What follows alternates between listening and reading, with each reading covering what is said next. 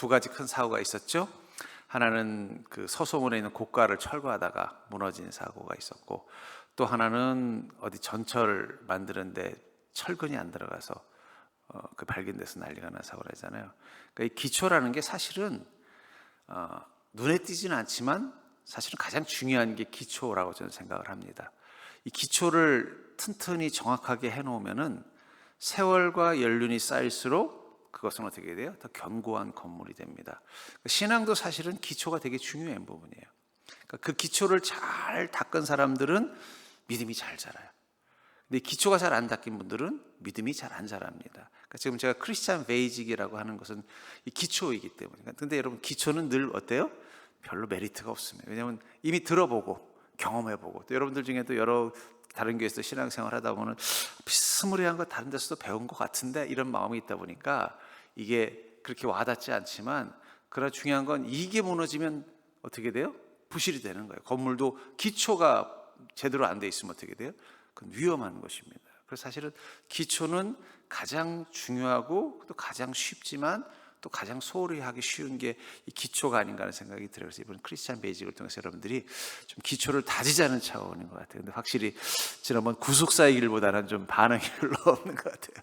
그럴 수밖에 없죠. 왜냐하면 너무 익숙한 거고 당연하다고 생각하는. 근데 이 당연하고 익숙한 것을 우리가 철저하게 짚고 넘어가야 또 그 위에 이제 우리 믿음이 더 잘 살아갈 수 있지 않나 싶습니다. 아마 이제 한 두 번 정도 더 하면 이제 이 크리스찬 베이직은 끝나고요. 다음은 제가 그 성경적인 내적 치유에 대해서 좀 다루려고 그래요. 그래서 우리 내면을 치료하는 것을 성경적 관점에서 한 그 주석택 목사님이라는 아주 유명한 내적 치유 전문가분이 계세요. 그분이 쓰신 교재가 있습니다. 저도 이제 가서 내적 치유 세미나도 들었는데 그 교재를 조금 활용해서 우리 성도님들이 좀 접근하기 쉽게 약간 또 신앙 강좌적인 관점에서 한번 좀 진행하려고 합니다. 자, 오늘은 이 사랑으로 사는 사람. 여러분, 우리 그리스도인은 사랑이 중요하죠. 예수님도 계명을 딱 두 개로 정의했죠. 뭐라고 정의했어요? 하나님을 사랑하고 이웃을 사랑하라. 여기 이웃이라는 개념은 제가 말씀드린 것처럼 단순히 옆에 있는 사람만을 말하는 게 아닙니다. 나 자신도 포함이 되고 인간만을 의미하는 게 아니라 하나님이 만드신 모든 창조물은 다 우리의 이웃입니다. 그런 의미에서 이웃을 사랑한다는 것은 어떻게 보면 이제 환경을 또 지켜내는 것, 또 생태계를 지켜내는 것도 사실은 이 사랑 속에 들어간다고 말씀을 드렸어요. 그러니까 왜 예수님께서는 이 사랑을 강조하셨느냐? 예수님이 사랑하시기 때문에, 사랑이시기 때문이죠. 그렇다면 첫 번째 이제 질문을 던질 수 있습니다. 그 중에 제일은 사랑이라. 주님이 뭐라고 말씀하셨어요? 믿음, 소망, 사랑, 그 중에 제일은 사랑이라. 그러니까 우리가 사랑이라는 것을 잊어버리면 안 되는 시대가. 우리가 그리스도인으로 살다 보면 믿음에 대해서는 많이 고민해요. 그렇죠? 내가 믿음이 있어야 되는데. 근데 그 믿음에 대해서 고민하는 분량만큼 우리는 소망에 대해서도 고민해야 되고 또 사랑에 대해서도 고민해야 됩니다. 고린도전서 11장 13절 한번 읽어볼까요? 시작.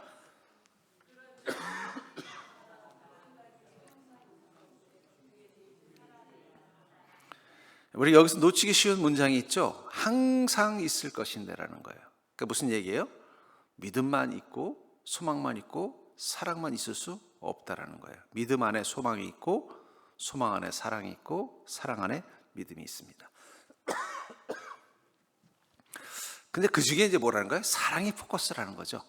그러니까 저는 여기다 이걸 붙여요. 이걸 뭐라 그러죠? 전치사로 치면 어버라는 말이 있죠. 그러니까 사랑의 믿음, 뭐 예를 들면 소망의 믿음, 뭐 사랑의 소망, 이런 식으로 붙여놓으면 뭐가 돼요? 이 믿음, 소망, 사랑이 늘 항상 있다는 게 뭘 의미하는지 이해가 돼요. 믿음 중에 사랑이 충만한 믿음이 있을 수 있겠죠? 그런 것처럼 자, 이 초대교회 성도들은요, 사랑으로 복음을 증거했습니다. 예수님의 사랑을 전한 거예요. 하나님이 세상을 이처럼 사랑하사 독생자를 주셨으니 이는 그를 믿는 자마다 멸망치 않고 영생을 얻을 것이라는 이 복음의 핵심에서 가장 앞에 나오는 단어가 뭐예요? 하나님이 우리를 사랑하셨다라는 거죠.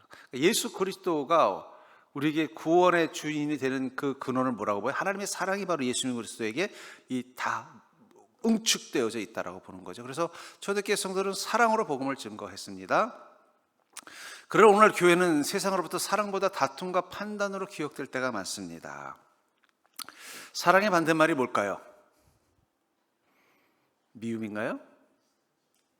미움일 수도 있는데 제가 보기엔 요즘은 미움이 아니라 무관심인 것 같아요. 옛날에는 성도들이 서로 미워하고 싸우는 일도 많았는데 요즘 그보다 더 심각한 사랑의 위기는 서로에게 무관심해지고 있다는 겁니다. 사랑은 기독교의 선택사항이 아니라 핵심 가치입니다. 믿음과 소망도 중요하지만 하나님은 제일은 사랑이라고 말씀하십니다. 저는 이 제일은 사랑이라는 말을 통해서 우리가 또 명심해야 되는 게 있어요. 우리가 믿음, 소망, 사랑 중에 제일 하기 힘든 게 뭐라는 거예요? 사랑일 수도 있다는 거예요.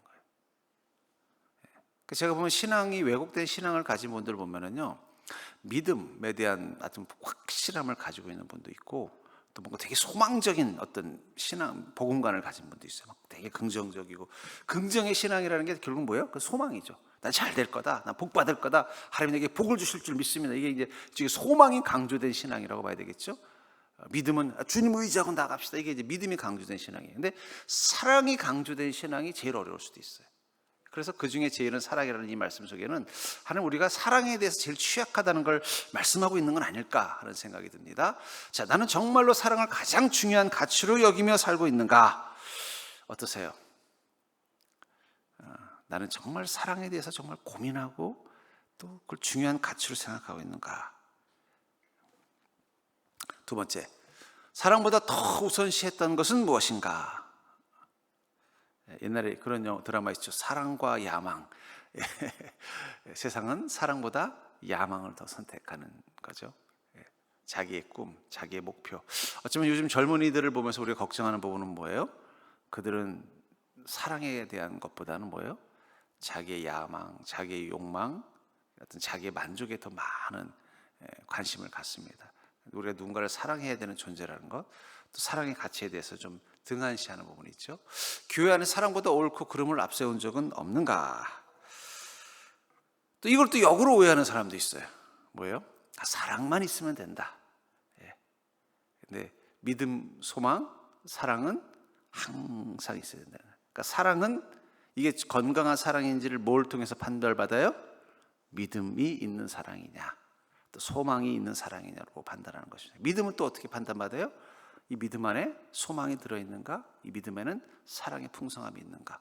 또 소망을 또 판단할 때 어떻게 돼요? 그 소망은 믿음으로부터 나온 소망인가? 그리고 그 소망에는 사랑을 꿈꾸는 소망이 있는가? 이걸 가지고 셋을 다 분석, 판별할 수 있는 하나의 트라이앵글을 만드는 것입니다. 그래서 사랑 안에서 그래서 사랑보다 옳고 그름을 앞세운 적은 없는가? 자, 빌립보 4장 2절 한번 읽어볼까요? 시작.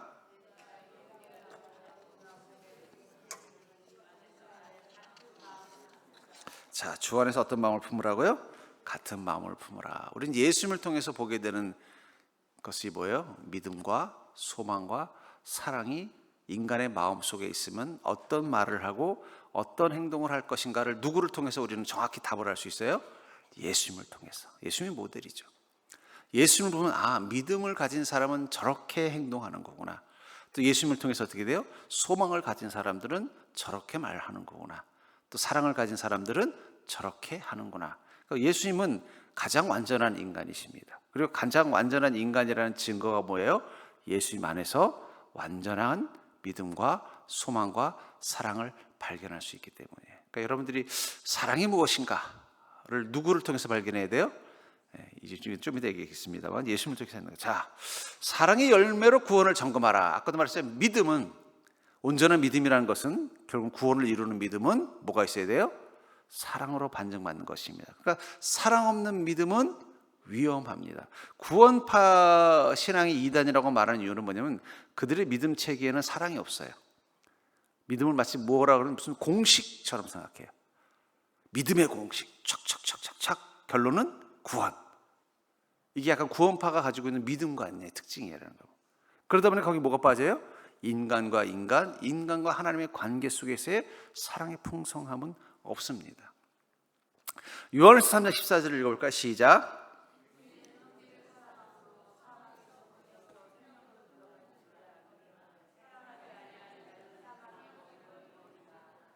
여러분, 우리가 생명으로 들어간 건 무엇으로 해요? 예수 그리스도를 믿는 믿음으로입니다. 근데 여기서 뭐라고 말하고 있어요?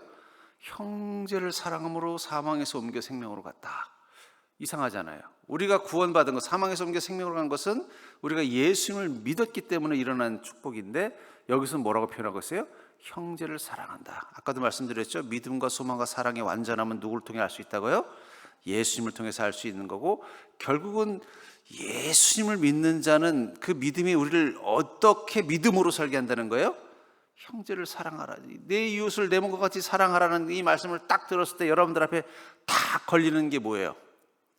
나는 나의 형제를 사랑하고 있는가? 내 옆에 있는 이들을 사랑하고 있는가? 이 고민하잖아요.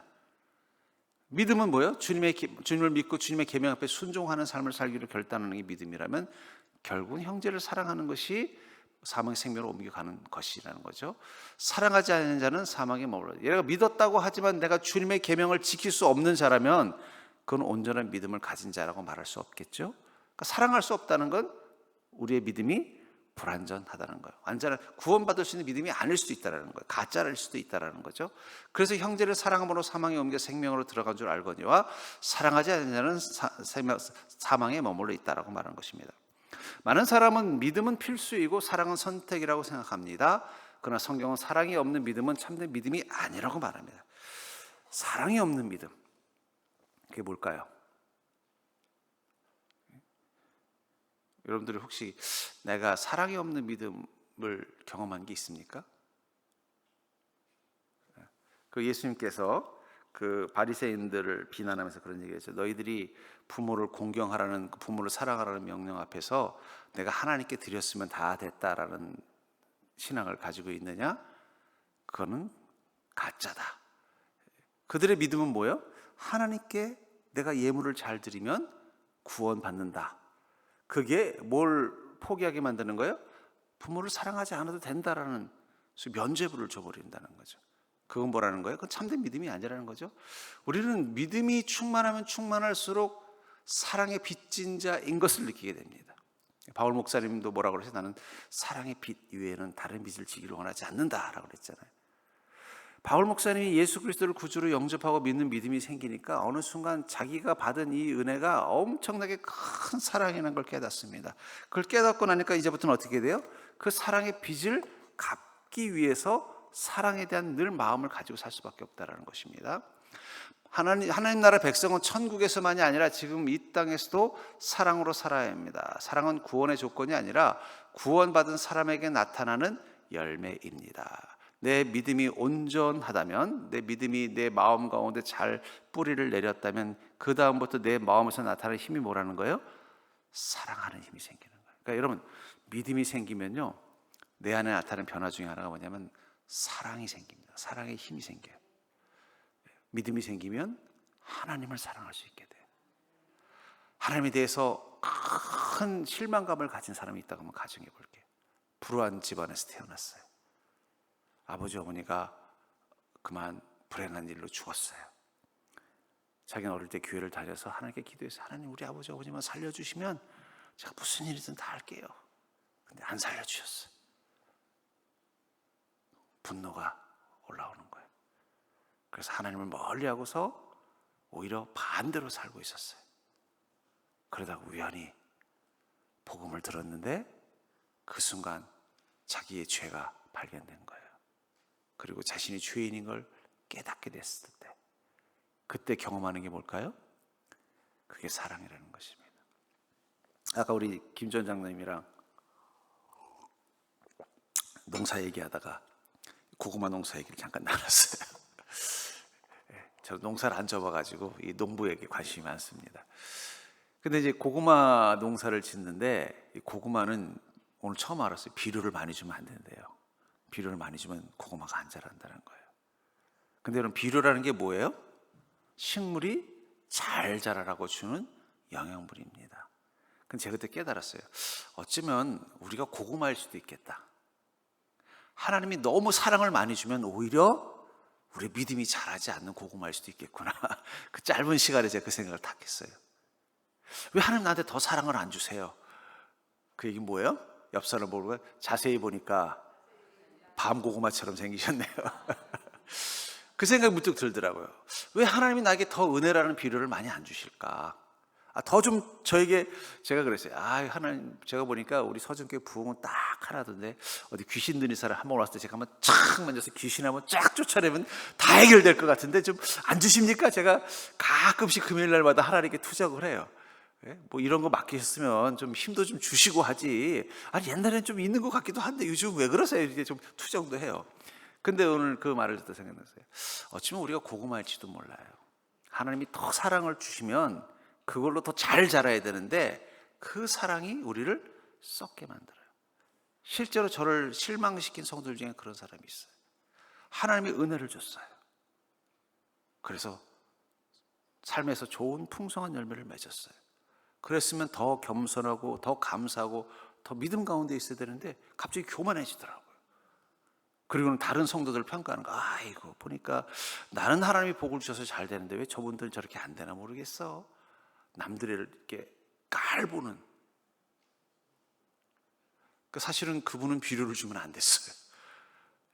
사실은 사랑을 하나님이 조금 덜 주셨어야 됐다는 생각이 들어요. 그게 걱정이 됐거든요. 걱정되는데. 그래서 내가 그분한테 교만하지만 안 된다고, 교만하면 안 된다고, 겸손해야 된다고. 안 되더라고요. 안 되더라고요. 아마 다음번은 하나님이 아마 비료를 안 주실지도 몰라요. 제가 그때 깨달은 게 뭐냐면, 하나님께서 우리에게 주시는 이 사랑, 사랑은 구원받는 순간에 구원받는 사람이 나타내는 열매입니다. 그런데 이걸 충분히 받을 만한 믿음이어야 한다는 것이죠. 요한복음 13장 34절부터 35절 읽어볼까요? 시작.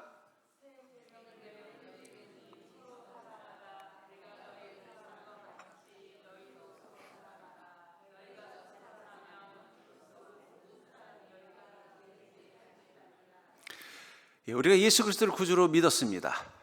그리고 믿음 가운데 살면서 예수님의 제자가 되기를 꿈꿉니다. 그러면서 주님께서 우리가 제자가 되는 방법을 가르치셨어요. 그것은 서로 사랑하라는 계명입니다. 그리고 이 계명을 따라서 사랑했을 때 비로소 우리는 뭐가 된다는 거예요?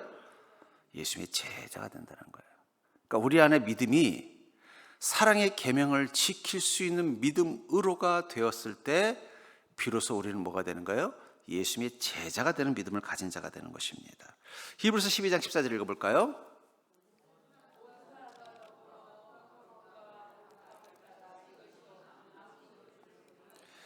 평화는 누가 만들까요? 평화는 사랑이 많은 사람이 만드는 겁니다.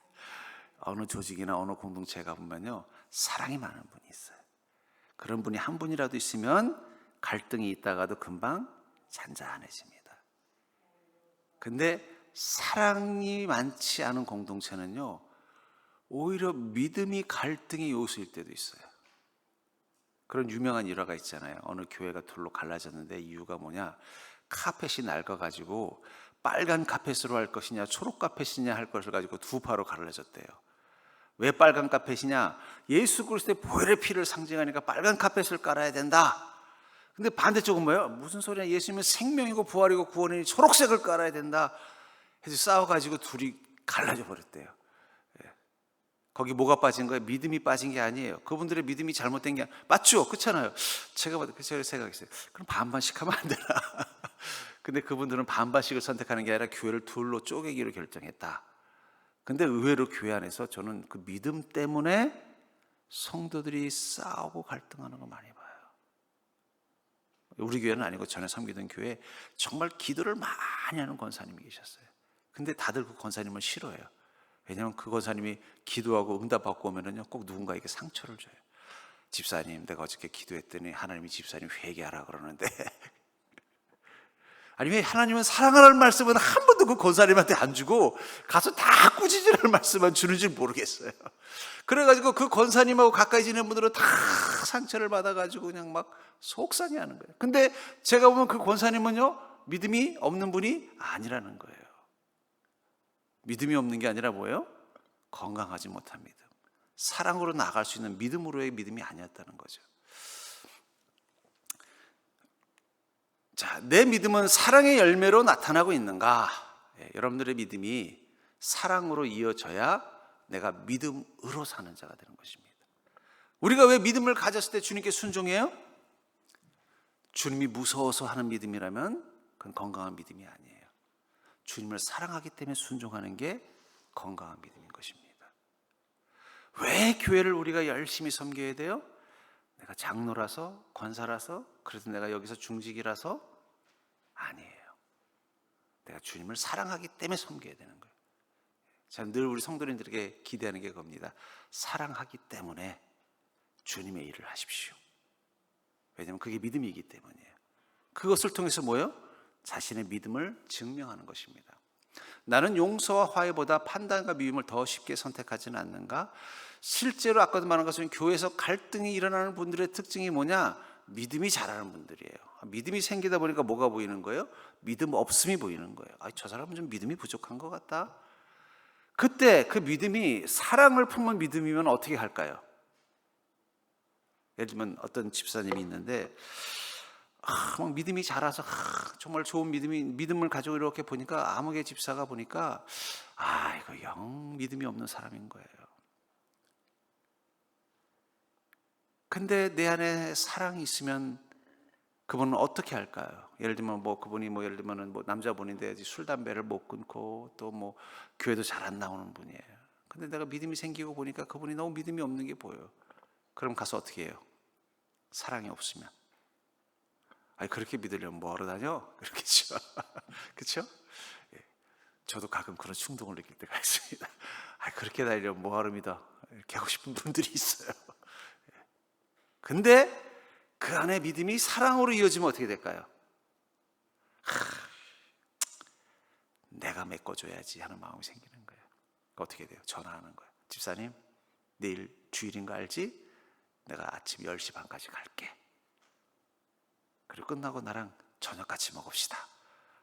그러면은 교회 안 나오던 사람도 어떻게 돼요?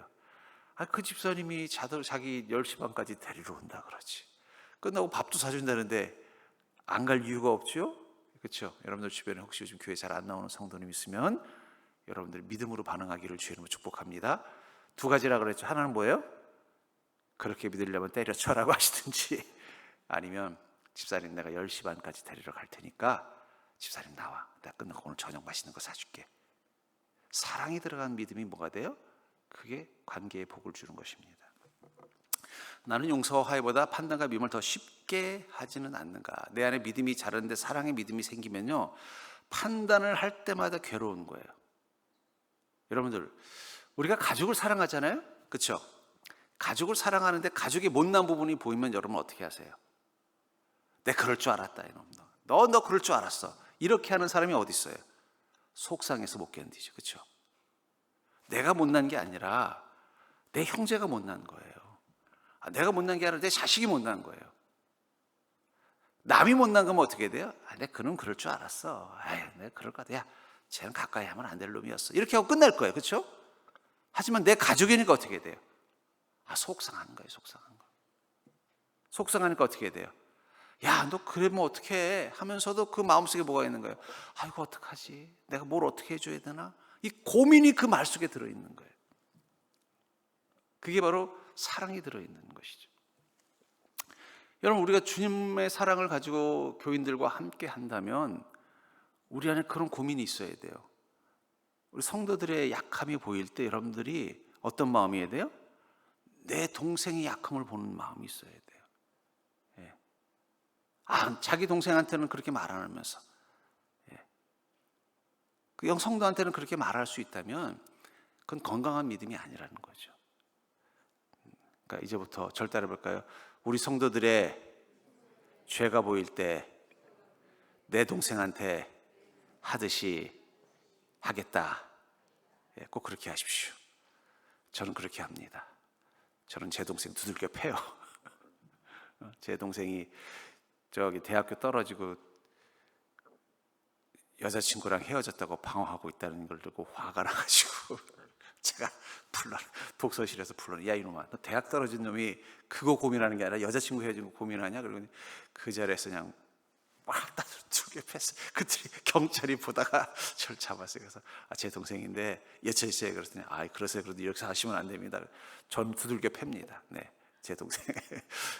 그러니까 저는 그렇게 해도 돼요. 근데 여러분들은 여러분들 동생한테 그렇게 못한다면은 여러분 동생한테 하듯이 하십시오. 네. 예수님의 사랑으로 사랑하라. 나는 죽고 예수로 사는 삶. 마태복음 27장 37절부터 40절 한번 읽어볼까요? 시작.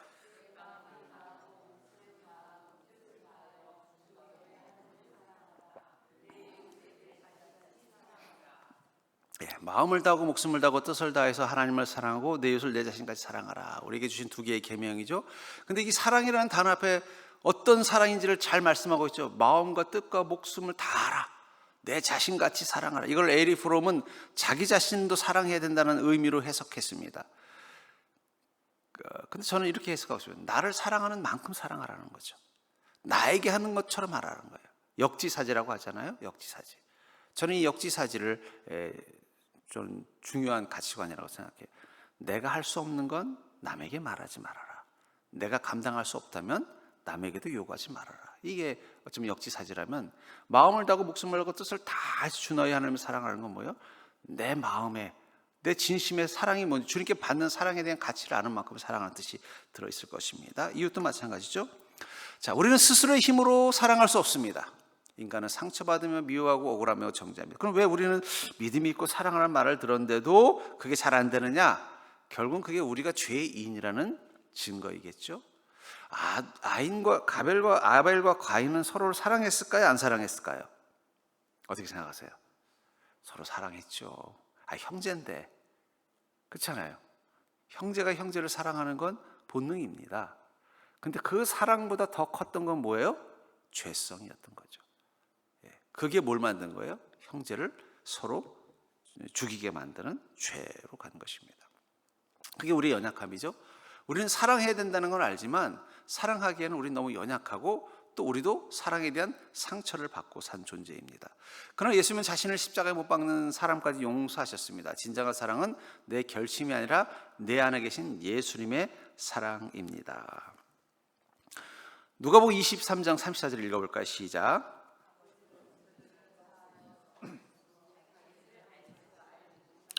자, 십자가에서 예수님께서 자기를 십자가에 못 박고 조롱하는 유대인들을 보면서 뭐라고 말해요? 하나님 저들을 사하여 주옵소서, 자기들이 하는 것을 알지 못함이니이다. 주님께서 이 용서를 하신 이 힘은 어디서 나온 걸까요? 예수님이기 때문에. 근데 중요한 건 스데반 집사님도 그렇게 했다는 거예요. 스데반 집사님은 돌에 맞을 때 어떻게 말해요? 주님 저들을 용서해 주시옵소서, 그들은 자신이 하는 일을 알지 못합니다. 근데 중요한 건 그 고백을 한 스데반 집사님이 그 고백을 할 수 있었던 상태를 뭐라고 말하냐면 성령이 충만하여라라고 말하고 있다는 거예요. 여러분, 우리는 우리 힘으로 하는 완전한 사랑은 불가능합니다. 우리 안에 계신 성령님이 우리로 하여금 완전한 사랑을 할 수 있도록 힘이 되어 주시는 거예요.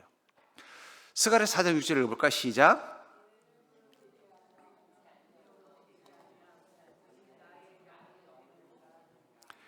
우리 찬양 중에 그런 찬양 있잖아요. 주의 이름으로 사랑합니다. 주의 이름으로 사랑합니다. 이 고백이 저는 맞다고 생각해요. 여러분들이 가지고 있는 에너지, 자원을 가지고 다른 사람을 사랑한다면 그 사랑은 실패할 확률이 높습니다. 결국은 그 내적 치유라는 게 결국은 왜 생기느냐? 사랑받지 못해서가 아니라 잘못된 사랑을 받아서 그래요. 대부분은 잘못된 사랑을 받아서 상처받는 거예요. 사랑받지 못해서 상처받은 사람들은 소수예요. 예를 들면 부모가 없다든지 혹은 아주 척박한 환경 속에서 성장했다든지 이러면은 그거는 사랑받지 못해서 상처받은 거예요. 근데 그래도 나름대로 부모로서의 역할을 하는 부모를 뒀는데도 마음의 상처를 받은 경우는 뭐냐? 건강하지 못한 사랑. 아버지가 자식을 사랑하면은 얘야 내가 사랑한다, 너 필요한 거 없냐, 이러면 좋은데 어떻게 해요? 맨날 화부터 내는 거예요. 옛날 아버지들은 그게 사랑이라고 생각했나 봐요. 그렇죠? 어머니는 또 어떻습니까? 내가 너 태어나가지고 고생한다, 이런 말 들으면 상처가 되는 거예요. 그럼 어머니가 안 사랑하는 거예요? 그분들도 사랑을 배우지 못하는 거죠. 저는 그러면서 우리가 가지고 원초적인 우리의 능력으로 다른 사람을 사랑하는 것은 실패할 확률이 높다고 보시면 돼요. 제가 전에 한번 예화로 들었습니다만 제가 이제 어디 주차장에 알바를 했는데 그 주차장에 조그만 강아지 한 마리가 있었어요. 이 강아지가 아마 좀 학대를 당했는지 사람만 보면 피하는 거예요. 근데 제가 그래서 좀 잘해줬어요. 맛있는 거 있으면 꼭 주고, 처음에는 주면은 숨어가지고 안 나오다가 내가 사라지면 먹고 그러더라고요. 그래도 계속 주니까 어느 순간 와서 꼬리를 흔들고 이제 나만 보면 막 좋아해요. 이제 거기서 끝냈으면 좋겠는데 이 녀석이 나를 사랑했는지 언제부턴가 선물을 가지고 오더라고요. 죽은 쥐를 자꾸 내 발에 갖다 놓는 거예요. 그 마음을 아니까 내가 받아주지만 나는 어떻게 돼요? 이러면서 쥐를 갖다 또 내가 버려야 되잖아요. 우리가 그런다는 거예요. 나는 사랑한다고 생각해서 그에게 뭔가 사랑을 표현하지만 상대한테는 그게 뭐 같은 거예요? 그 죽은 쥐 같은 거예요.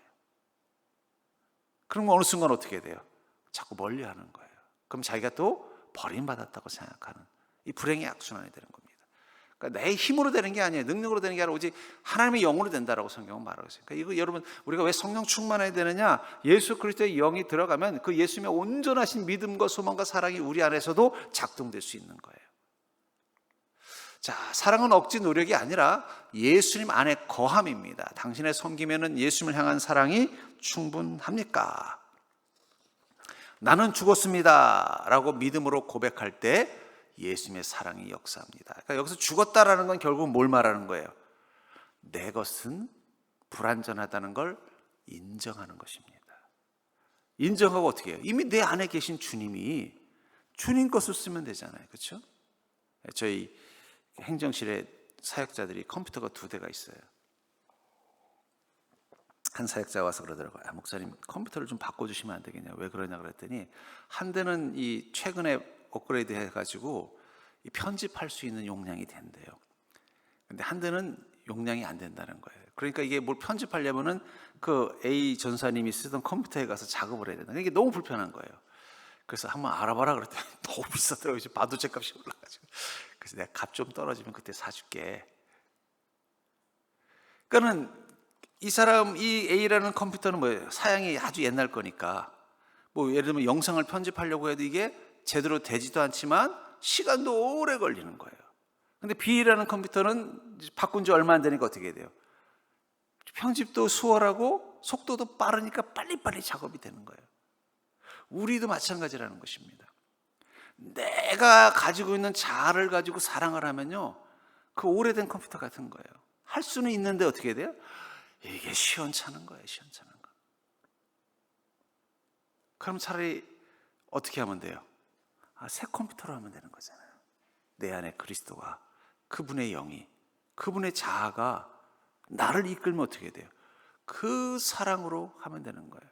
제가 전에 잠깐 본 영화인데 멜 깁슨인지 뭔지 하는 멜 깁슨이라는 사람이 우연히 사고로 여자의 마음을 읽게 됐다는 뭐 그런 코미디 영화를 한번 본 것 같아요. 그러니까 멜 깁슨이 어느 날 사고로 이렇게 했는데 여자들의 마음 소리가 들리기 시작하는 거예요.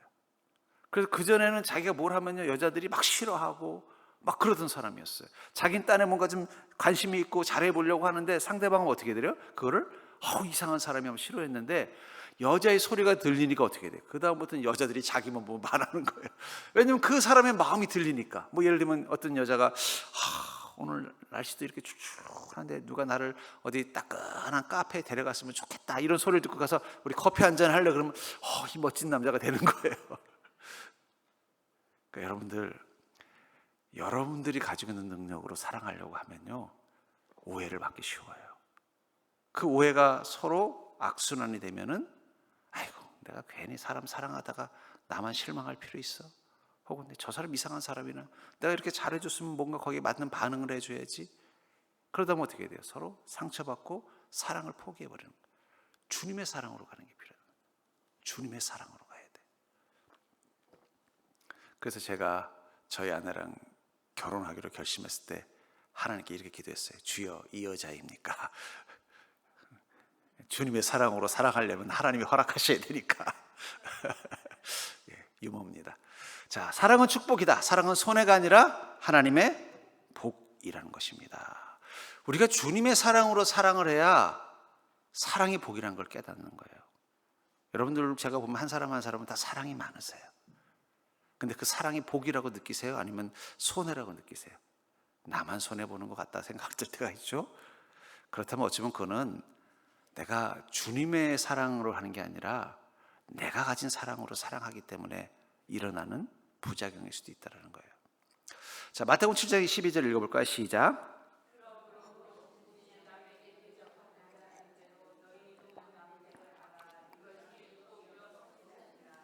자, 우리가 사랑받기를 원한다면 어떻게 되겠어요? 남을 먼저 사랑하는 것입니다. 이 대접이라는 단어 속에 뭐가 환대라는 표현을 써. 환대. 내가 받고 싶은 것을 남에게 하는 마음. 그게 바로 환대라는 것이죠. 자, 하나님께서 주시는 축복과 응답은 사랑과 연결되어 있습니다. 용서와 사랑은 믿음의 역사와 기도의 응답을 열어줍니다. 사랑은 하나님의 나라의 삶의 방식입니다. 그러니까 왜 우리가 여기서 사랑, 온전한 믿음을 가운데 사랑을 배우고 실천해야 되느냐? 그래야 천국 가서 왕따를 안 당해요. 천국에 가면 그렇게 살아야 정상인데 그걸 한 번도 안 살아보고 천국 가면 어떻게 될까요? 어떻게 천국에 갔어도 낯설 거예요. 그리고 보니까 지옥엔 자기랑 비슷한 사람들이 많이 있는 걸 보게 될지도 몰라.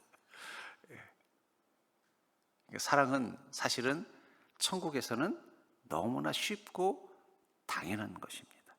그러니까 이 땅에서 우리가 왜 사랑에 좌절을 하느냐? 여긴 천국이 아니기 때문에 그래요. 그렇다고 또 지옥도 아니에요. 중간지대예요, 중간지대. 사랑, 천국과 지옥이 애매하게 섞여 있다 보니까 우리는 사랑하다가 지옥을 경험하기도 하고 또 사랑하다가 천국을 경험하기도 하는 것입니다.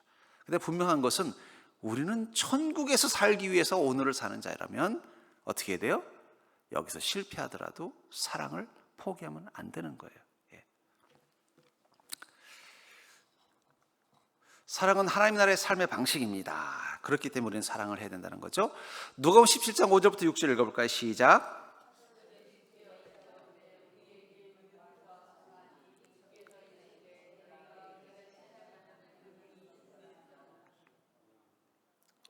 네, 마태복음 7장 7 읽어볼까요?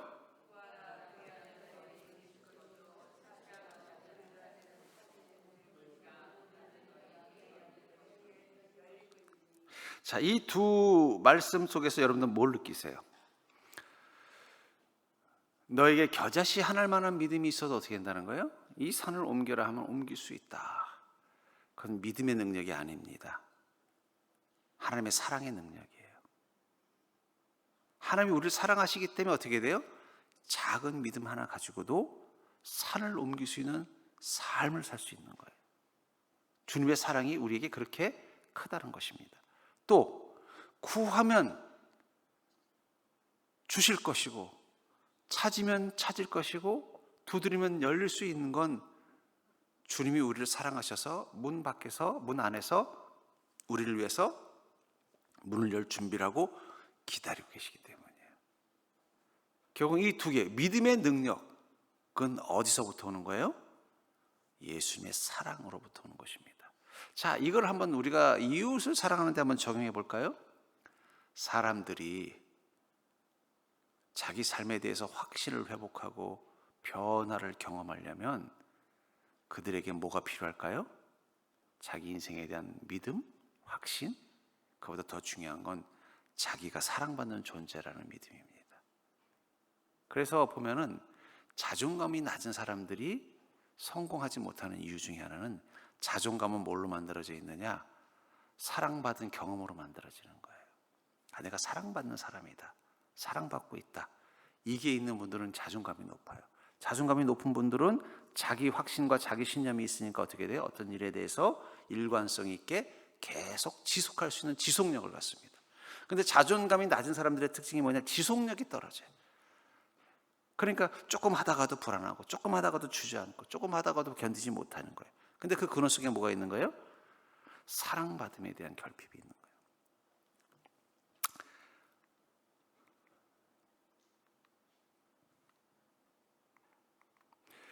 구하라. 그러면 너에게 주실 것이요. 찾으라. 그럼 찾아낼 것이요. 문을 두드리라. 그럼 너에게 열릴 것이다. 이것도 마찬가지입니다. 여러분들을 사랑하는 사람들 앞에 가야 이게 가능한 거지. 안 사랑하는 사람 앞에서 두드린다고 누가 주겠어요? 그렇죠? 결국은 사랑받아야만 가능한 것들이죠. 자, 나는 용서보다 내 권리를 앞세우고 있지는 않은가? 내 삶에 막혀있는 축복의 통로는 무엇인가? 여러분들은 이미 믿음을 가진 분들입니다. 그렇죠? 자, 그 믿음이 축복으로 나가기 위해서 우리에게 필요한 건 이 사랑의 부분을 가져야 된다는 거예요. 사랑해야 할 사람을 외면하고 있지는 않은가? 자, 여러분들은 다 믿음이 있습니다. 그 믿음을 가진 여러분들에게 주님이 주신 두 가지 미션이 있습니다. 하나는 하나님을 사랑하라. 두 번째는요, 이웃을 사랑하라. 하나님을 사랑하고 이웃을 사랑하는 것은 우리가 구원받은 것에 대해 지불해야 되는 무슨 어디 월세 혹은 렌탈비와 같은 게 아닙니다. 내 믿음이 열매를 맺으려면 이 단계로 가야 된다는 거예요. 내가 예수님을 믿습니다. 그 믿음 속에서 주님의 사랑을 발견했습니다.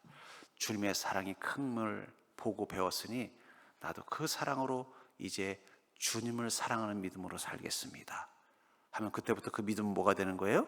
열매를 걷는 믿음이 되는 거예요.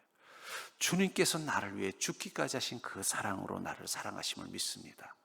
나도 그 사랑을 가지고 다른 사람들을 향하여 죽기까지 사랑하겠습니다 하는 마음을 가지고 가는 순간 그 믿음은 열매를 거두는 것입니다. 결국은 자녀들은 부모의 사랑으로 성장하는 것입니다. 그런데 어떤 사랑으로 성장해요? 바로 그 죽기까지 사랑하는 사랑으로 성장하는 거예요. 그렇죠? 저는 우리 아이를 보면 그래요. 참 뻔뻔하다. 엄마 아빠가 사랑하는 것은 당연하다고 생각하는 것 같아요. 그리고 그 사랑의 강도도 엄청나다고 생각하는 것 같아요. 그러나 남들한테는 그런 걸 기대하지 않아요. 그렇죠? 엄마 내가 이런 거 조금 받았어 누구한테. 나는 그런 거 수백 번 줬는데도 그렇게 고마워하지 않더니 그럼 그거 좀 받았다고 되게 고마워하는 걸 보면서 기분 나쁘다가 다 깨닫는 게 있어요. 뭐냐면 우리 아이는 엄마 아빠가 자기를 죽기까지 사랑할 거라는 걸 알기 때문에 어떻게 돼요? 그 사랑을 가지고 살아왔기 때문에 가능하다는 생각이 드는 거예요. 그러니까 만약에 여러분들 주변에 변화되길 원하는 사람이 있다. 근데 저 사람이 좀 변화됐으면 좋겠어요. 그럼 두 가지가 있어야 돼요. 하나는 그분이 하나님의 사랑을 받는 자라는 걸 느끼는 복음을 경험하는 것입니다. 또 하나는 자기 옆에 그 복음을 통해서 주님의 사랑을 가진 자를 만나는 경험이에요. 여러분, 사랑을 할 수 있는 사람들은 사랑을 경험한 사람만이 할 수 있는 것입니다. 여러분, 요리를 제일 못하는 사람들의 특징이 뭔지 아세요? 요리를 제일 못하는 사람들의 공통점은 맛있는 걸 먹어본 경험이 없는 사람입니다. 그래서 요리를 잘하게 하는 제일 좋은 방법은 뭐냐? 맛있는 걸 많이 먹어보게 하는 거예요. 그래서 아내가 요리를 못한다. 어떤 분이 그 팁을 주더라고요. 아내가 요리를 못하는데 어떻게 합니까? 그럼 오늘부터 네가 먹고 싶은 좋아하는 음식 중에 제일 맛집만 데리고 다니래요. 그 먹어보니까 뭐라 그래요? 이게 이런 맛이 나는 거구나. 그리고는 집에 가서 한번 해볼까 하면 그 맛이 날까요? 안 날까요? 안 나지만 뭘 생각해요? 왜 안 나지? 고민을 하는 거예요. 고민하면서 어떻게 돼요? 방법을 찾아보니까 여기는 소금을 좀 더 넣어야 되는구나. 여기는 참기름을 좀 넣어야 되는구나. 그럼 뭐가 되는 거예요? 맛있는 요리가 되는 거예요. 근데 맛있는 음식을 먹어본 경험이 없는 사람은요, 이게 맛있는 건지 맛없는 건지를 모르니까 어떻게 돼요? 노력하지 않는 거예요. 주님의 큰 사랑을 경험해 본 사람은요, 내가 다른 사람을 사랑할 때 어떻게 돼요? 내가 이렇게 하고도 사랑한다고 말할 수 있을까? 고민이 되는 거예요. 왜냐하면 내가 받은 사랑이 엄청 크기 때문이에요. 그러니까 부모로부터 사랑을 받은 자녀들은 밖에 나가서 다른 사람을 대할 때도 어떻게 돼요? 풍성한 사랑으로 사람을 대하는 법을 아는 거예요. 그게 또 사랑받는 자가 되는 비결이기도 한 것입니다. 여러분들 주변에 저 사람은 좀 변화됐으면 좋겠다. 두 가지가 필요하다는 거. 하나는 복음을 통해서 주님의 사랑이 얼마나 큰지를 경험하는 거랑, 또 하나는 여러분들을 통해서 저게 진짜 사랑이구나 하는 걸 알게 하는 경험이 필요하다는 거예요. 이 두 개가 같이 있어야 그 사람은 변화됩니다. 하나만 가지고는 힘들어요. 물론 예수님을 통해 그 사랑의 그 깊이를 안 사람은 뭐와 비유할 수 있느냐? 요리 비법책을 가진 사람하고 똑같은 거예요. 이렇게 하면 맛있는 된장찌개가 되는데 하고 그걸 가지고 가서 어떻게 해요? 해보면 그 맛이 나요, 안 나요? 안 나니까 다시 해보고 계속 맛없다는 소리를 들어가면서도 견디면 어느 순간 그 요리에서 하는 된장찌개처럼 맛있게 할 수 있을 거예요. 하지만 시간이 오래 걸려요. 근데 옆에 된장찌개를 잘 끓이는 엄마가 있는 거예요. 그래서 그래, 야, 이렇게 해야 돼. 거기서는 불을 조절을 이 정도 해줘야 돼. 그런 엄마가 그 된장찌개에 버리는 것을 옆에서 보여준 사람은 어떻게 되겠어요? 한두 번만 실패하고도 바로 맛있는 요리를 할 수 있는 거예요. 그러니까 여러분들 주변에 저 사람이 정말 변화됐으면 좋겠다 한다면 이 두 가지를 하셔야 돼요. 하나는 복음을 통해서 주님의 사랑이 얼마나 큰지를 깨닫는 기회를 경험하게 하고, 또 하나는 여러분들을 통해서 진짜 사랑이 뭔지를 경험하게 해주는 게 필요해요. 그 동화 중에 그 나의 라임 오렌지 나무라는 유명한 동화가 있습니다. 그 동화에 보면은요, 이 의미 있는 타인에 대한 이야기가 나와요. 무슨 얘기냐면 이 부모로부터 제대로 사랑을 받지 못하고 늘 우울하게 살던 그 주인공에게 아주 특별한 어른을 만나요. 인생에 대한 지혜가 있고 또 건강한 사랑을 할 수 있는 사람. 그 사람으로부터 조건 없는 사랑을 경험해요. 그게 그를 성장시킨다는 그런 내용입니다. 그러니까 여러분들, 우리가 사람들을 변화시키려면 반드시 그 안에 사랑이 있어야 되는데 이 두 가지가 필요하다는 것입니다. 자, 교회 공동체와 사랑. 마지막 시대 참교회의 증거. 요한일서 4장 7절 읽어볼까요? 시작.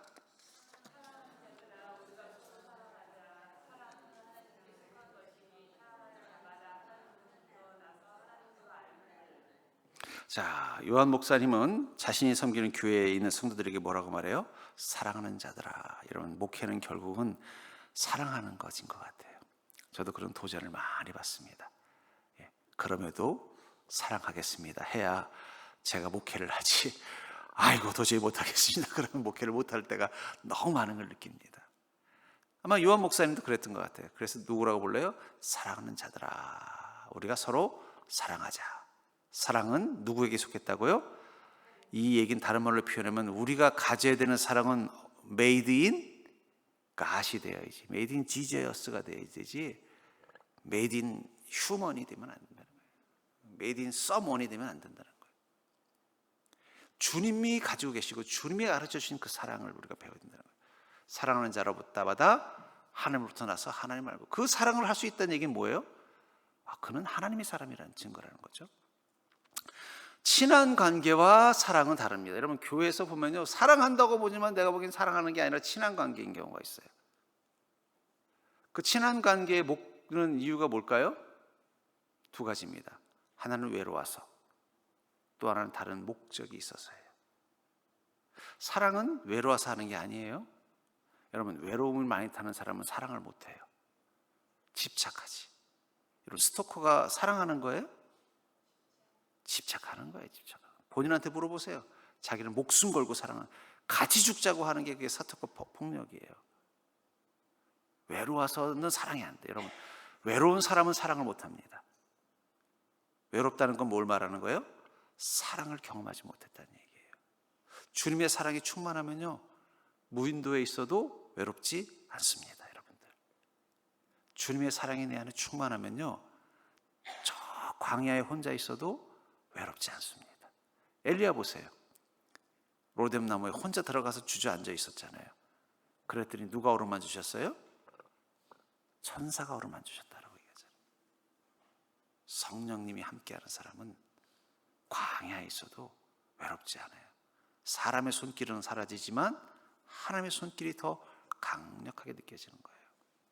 참된 사랑은 희생과 책임을 동반합니다. 왜냐하면 하나님께 배운 사랑에는 반드시 뭐가 들어있어요? 희생과 책임입니다. 어쩌면 지금 이 시대의 관계의 위기는 거짓 사랑을 참된 사랑으로 착각하기 때문이에요. 여러분, 젊은이들도 사랑 좋아합니다.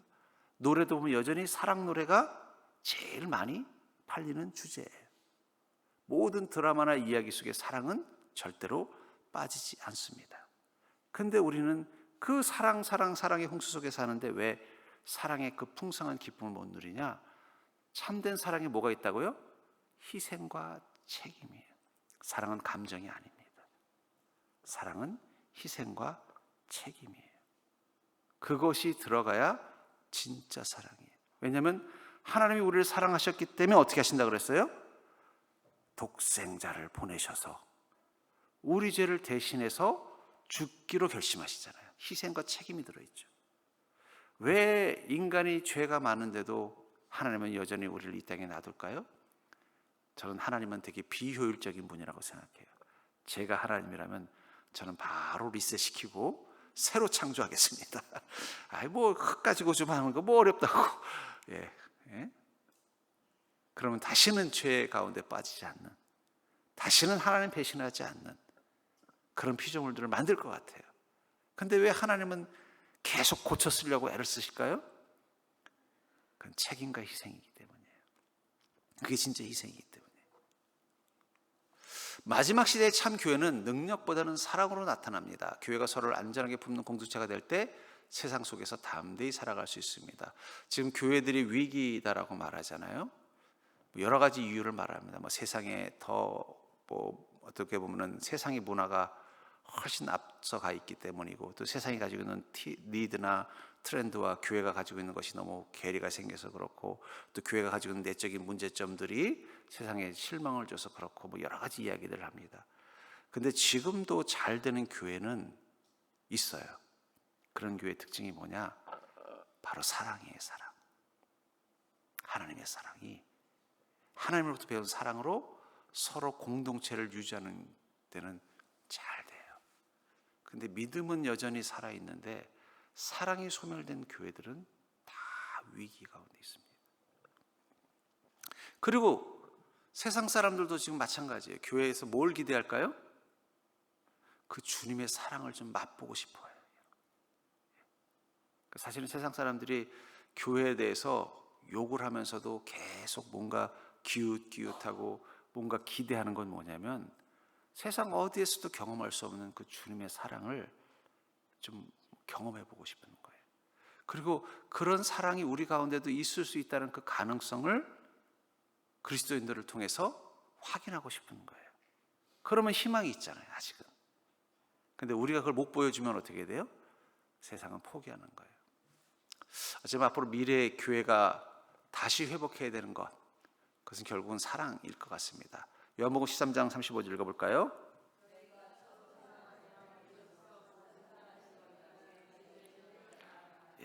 자, 여러분들이 예수님의 제자인지를 주님은 믿음으로 묻지 않는다는 거예요.